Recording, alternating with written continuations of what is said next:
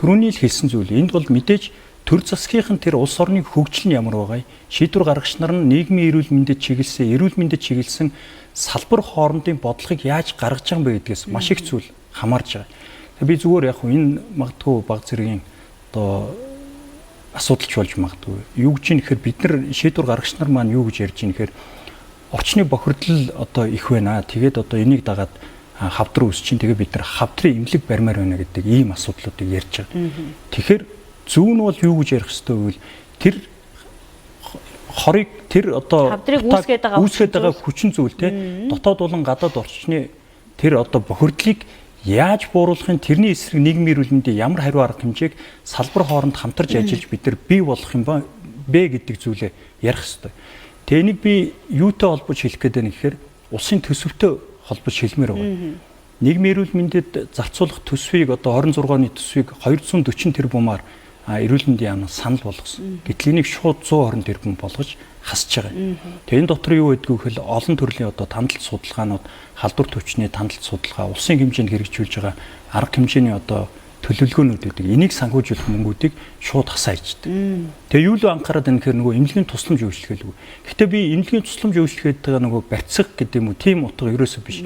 Өнөөдөр Монгол хүмүүсийн дундаж наслалт одоо нэмэгдэж байгаа. За тэгээд тусламж үйлчлэгээ сайжирч байгаа. Энэ бол манай нийгмийн эрүүл мэндийн салбарт эмнэлгийн тусламж үйлчлэгээ сайжирч байгаа шин технологи нэвтэрж байгаагийн үр дүнд одоо эмчилгээний арга технологи нэвтэрж байгаагийн үр дүнд бас одоо олон хүний одоо амь насыг аварч байгаа.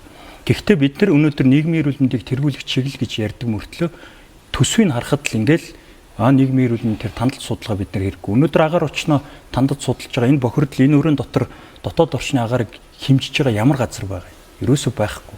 Тэр төсөв нь хаана байгаа юм?